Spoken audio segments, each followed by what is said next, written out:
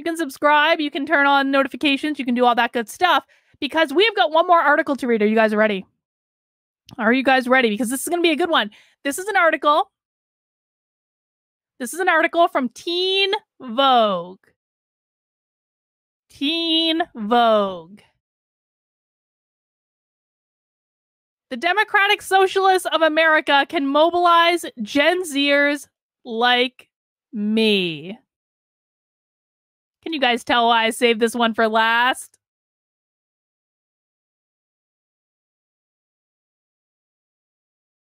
Freaking rock, I swear to God. Yeah, Justice, no. Teen Vogue. Teen Vogue. Now, I know I'm old, but like back in my day, Teen Vogue talked about like clothes and nail polish and stuff like that. And now we're talking about the Democratic Socialists of America. Let's see what Teen Vogue has to say about the Democratic Socialists of America. Some of the defining life experience that helped develop political consciousness takes place when we are adolescents. Oh, doesn't Teen Vogue know that? Senator Bernie Sanders engaged in solidarity, organizing with Koreans as a high school student during the war. Angela Davis grew up surrounded by civil rights organizers in segregated Birmingham, Alabama, as was introduced to socialism in a high school class. One of my local Boston DSA City Council candidates, Kendra Hicks, received a copy of Pedagogy of the Oppressed at age 16. I'm a 17-year-old socialist. For my generation, a fascist presidential administration, she doesn't know what fascism means, obviously, pandemic, economic collapse, and historic uprising for Black lives has shaped our worldview. Let's just hang on. Let's just ponder this for a second. Imagine you're 17 years old and you really think that our world is shaped by a pandemic, an economic collapse, and a historic uprising to save Black lives. We are so fucked, ladies and gentlemen. We are so incredibly fucked. There was a time when we thought Gen Z was going to mirror like the greatest generation, the World War II generation. That time has passed. But that's what it was looking like for a long time. It was looking like Gen Z was going to mirror the greatest generation in their actions and their behaviors and things like that. That time has passed. That time is gone. These kids are wacky. They're crazy, and it's because of the schools. It's not their fault. It's because of the schools. Dragonwater said a while back, Teen Vogue published an article about how to do something I'm not going to say safely. Yeah, we're not going there, Dragonwater. You're not going to trick me, Dragonwater. These defining events and movements have caused Gen Z to become more disillusioned with capitalism and the white supremacist bourgeoisie state of older generations. As the youngest delegate at this week's Democratic Socialists of America's National Convention, I urge members of my generation to mobilize towards building a socialist future. Disenchantment with capitalism and positive attitude towards socialism are strongest among younger Americans. Coincidentally enough, those Americans tend not to have ever had a job. Just saying. But Gen Z faces a unique set of conditions that makes us especially open to ideological radicalization. Polls showing that Gen Z adults ages 18 to 24 already have a more positive view of socialism than capitalism. Oh, goody. Presumably because our age group has also experienced the worst of late-stage American capitalism. What is she talking about? Gen Z prefers 2019, okay. 61% of Americans age 18 to 24 have an overall positive reaction to the word socialism, beating out capitalism at 58%. Holy shit. Wow. We are so screwed. We are so deeply Screwed. The expansion of the academic industrial complex and the resulting student debt crisis has crushed our socioeconomic mobility. 48% of workers earning the federal minimum wage or below are 16 to 24 years old. Yes, that's when you're supposed to earn the minimum wage. When you're younger, that's how it works. You get your first job, you earn minimum wage. If you do good, you get a promotion. Then you earn more money and you keep working your way up the ladder until you earn more and more money. That is how it is supposed to work. When you are younger, you earn the minimum wage. It is not designed to be a wage you stay at forever. That is not the goal. People are so dumb. And I don't necessarily mind when 17-year-olds are dumb. Like, 17-year-olds should be dumb, but, like, she damn well should have parents teaching her better than this. And that wage hasn't increased since I was 5 years old. Some may argue that young people don't deserve a living wage because we don't need to support ourselves. But countless teens work to provide for their families or pay for college, not just to earn spending money. We have watched capitalism fail time and again, having experienced two of the country's worst recessions in 2008 and again in 2020. Well, that wasn't because of capitalism, dear. That wasn't because of capitalism.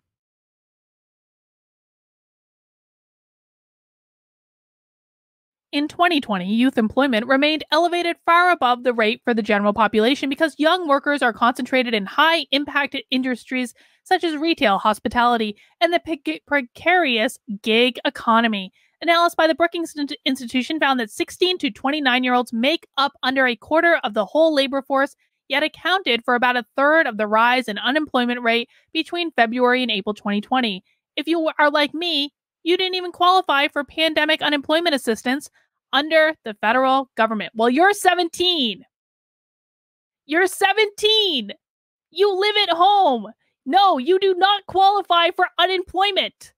That's how it works.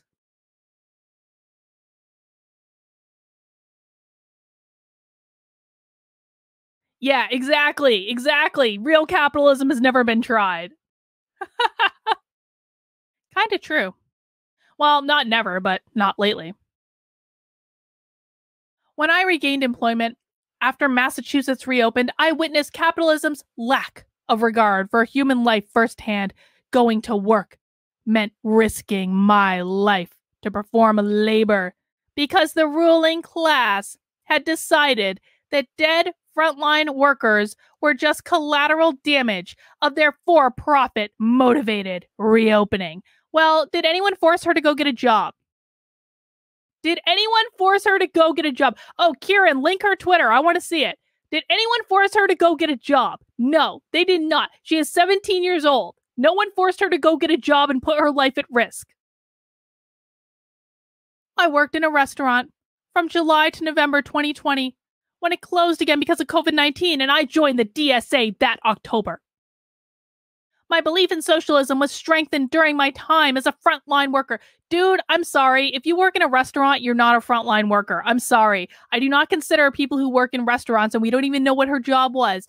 I do not consider people who work in restaurants to be frontline workers. You're not a nurse. You're not a doctor. You're not even a flipping candy striper. You're not checking people out at the grocery store. Oh my God. Hang on. Kieran has done her Twitter. Let me see. Karen, it says that account doesn't exist. Try again, please, if you are inclined. Let me see. Where was I? Something about her death and sacrifice as a frontline worker. Here it is. My belief in socialism was strengthened during my time as a frontline worker, but it originated earlier when I first became engaged in politics through climate organizing. I recognized capitalism as the root cause of the climate crisis and realized that the environmental justice for which I was fighting posed a threat to capitalism's very existence as a system of profit and exploitation. Thank you, Karen. Appreciate it.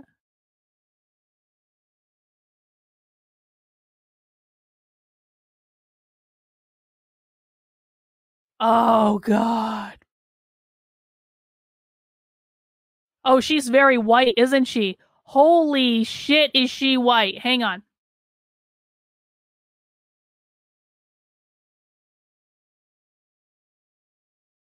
Look at this.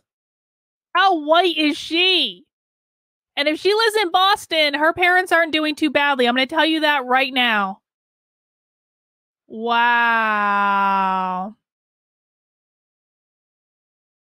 All right, let's finish this, then maybe we'll peruse her Twitter feed.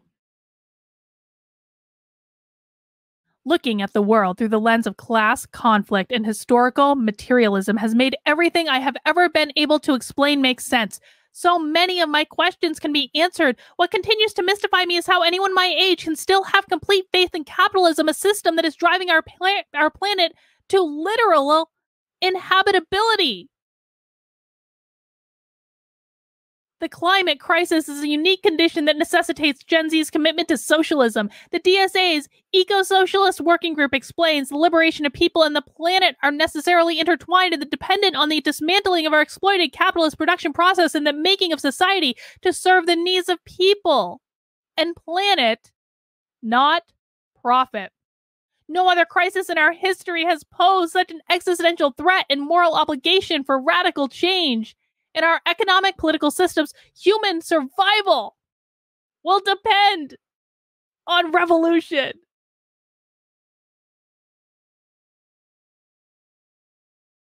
Oh my God. We are so screwed.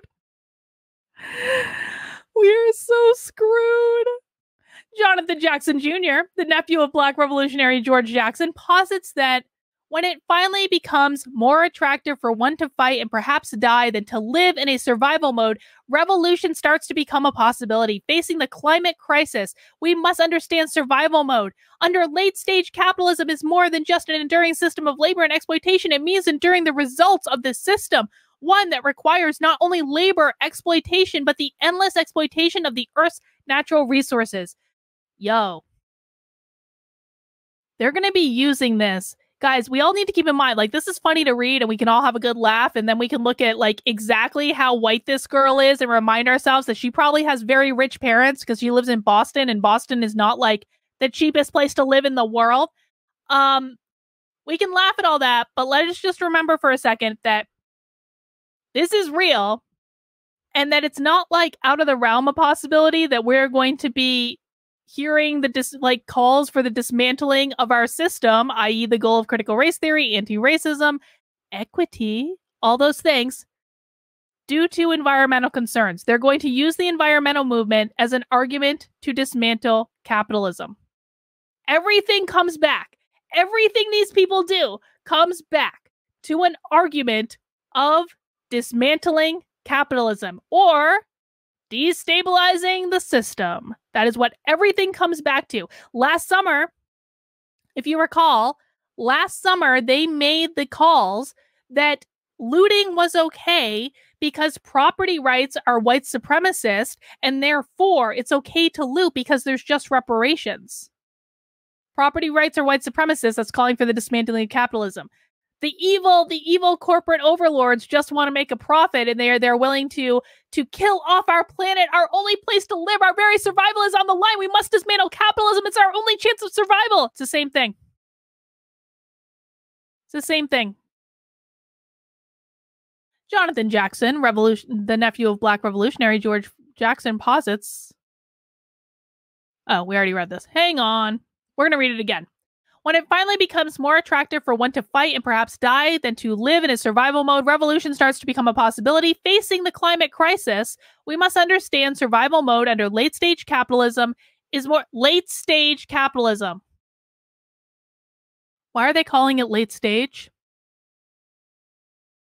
Is more than just an enduring system of labor exploitation. It means enduring the results of the system, one that requires not only labor exploitation, but the endless exploitation of Earth's natural resources.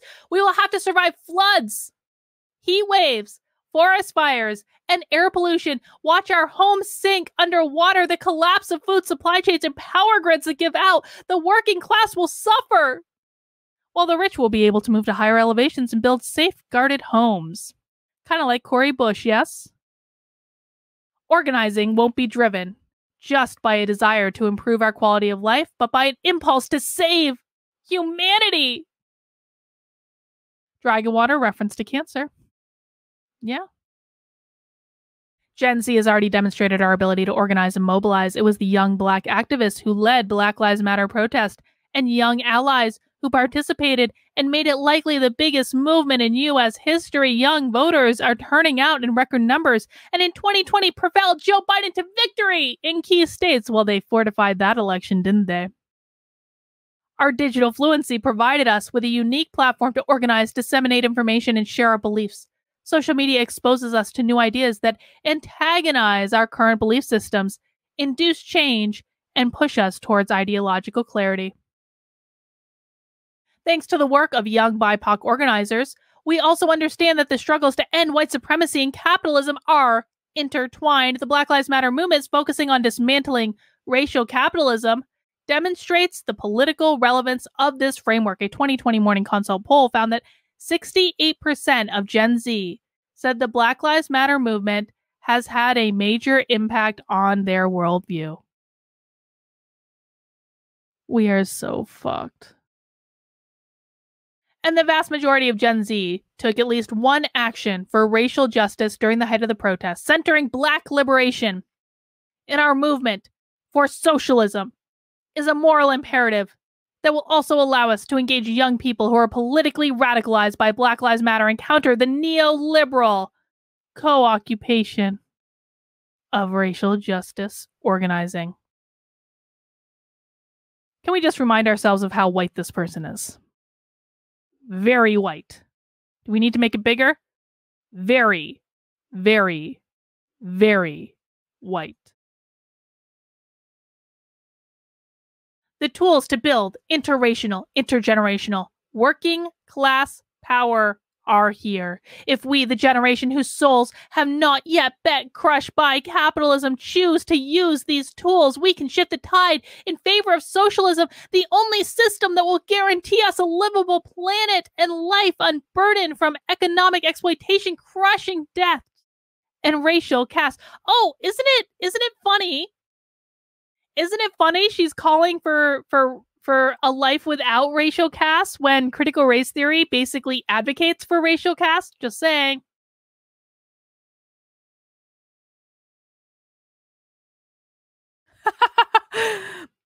Slice Babcock said she's absolutely right. Global climate warning change will make the earth unlivable by 2012. As a DSA member, I have engaged in electoral work, direct action, housing justice advocacy, and solidarity organizing with labor movement, Palestine, and abolitionist groups. My comrades of all ages have mentored and empowered me to run to be a Boston delegate to the National Convention this year, and I am excited to be a voting delegate, but I wish it were more teenagers besides me. Not because we will magically transform the DSA as an organization, but because our voices matter in the socialist movement, and there are unlimited possibilities to engage us. Sadly, she's only a 17-year-old white girl, Karen. She doesn't know she's a useful idiot yet. But she's blonde. She's blonde. She'll be just fine. From the moment we started school, members of Gen Z have been told that we would be the ones to save humanity. Okay, dude. Like, every generation is told that they will be the ones to save humanity. My generation was told we would be the ones to save humanity. Go recycle. Save humanity. Recycling is probably a good idea, by the way. I have no problem with recycling at all. I'm just saying that I was definitely told to recycle because we were the ones that were going to save humanity. Six Semper Tyrannis. Oh, look, new Greta Thunberg, not an original thought. I heard these same talking points from DSA. This girl is nothing more than a useful pawn.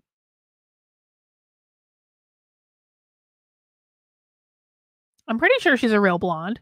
She looks like a real blonde. Look at this, like,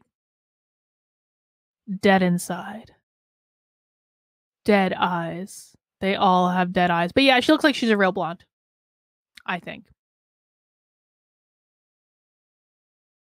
The concept of Gen Z saviorism shifts the responsibility to fix our world's problems from the shoulders of older generations and systems that cause the problems to younger generations who will be forced to bear the brunt of the impacts. We are not saviors, and we will need to be activated in a socialist way. As passionate as I am about youth organizing above all, I believe in the power of intergenerational organizing. We're counting on millennials, Gen Z, and even boomers to guide us into the socialist movement so we can work together to empower the working class. I urge the socialist movement to meaningfully invest in youth activism and the once-in-a-lifetime opportunity we have to mobilize Gen Z, and I urge my peers to join their local DSA or YDSA chapter and start organizing. The future belongs to young people, but there is no future for us under capitalism. Thank you, Teen Vogue. Thank you, Teen Vogue. How crazy is that? All right, guys. Well, that is all I have for effed up news of the week. Now, remember, you can follow me on my Twitter, Dr. Carlin B, where I post, basically use Twitter as my notebook to post things I'm thinking about or stories I want to read. And that way, you'll know exactly what effed up news I find before we even do this. Did you guys enjoy this? Was this a good new kind of Sunday 5 p.m. thing to do? Let me know if you enjoyed this in the chat. Make sure you mount that like button if you did. And of course, one of the very best things you can do to help me out and support my work is by joining my locals community. You can join you can actually join for free. I mean, technically you can join for free and just see what's going on in the community. You can watch some ad-free video. But if you want to support my work and get access to all of the perks in locals, $5 a month or $50 a year for 2 months for free. And you can come and join my locals community. And maybe since you guys seem to enjoy this, maybe I will make this a regular Sunday feature, like kind of later in the day on Sunday. We'll call it 5 o'clock. 5 o'clock worked out well this time. And we can do effed up news of the week. We'll have to see how it goes. Sometimes I'm traveling on Sundays or sometimes I have other things to do. So it doesn't always work out, but I will try my best because you guys seem to enjoy it. It seems to be a good time. To round out some super chats, The Fringe said Scandinavian countries are capitalist too. They just have better ethics than Americans and don't corrupt it maliciously like Americans tend to. Oh, that's funny. I was telling Victor the other day, I was like, I want to watch Vikings again. Vikings was such a good show. I never saw the later seasons of Vikings either. I only saw the earlier ones.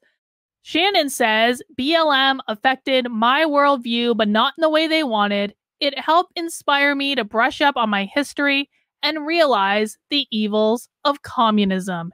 Exactly. And then Dragonwater says, this was awesome. Made me want to live in Captain Planet thought, less stupidity. Well, guys, I will do my very best to make this a weekly thing or, a regular thing. At least I'll always let you know when I'm doing it. I had a good time. It was nice to be able to run through a bunch of stories at once.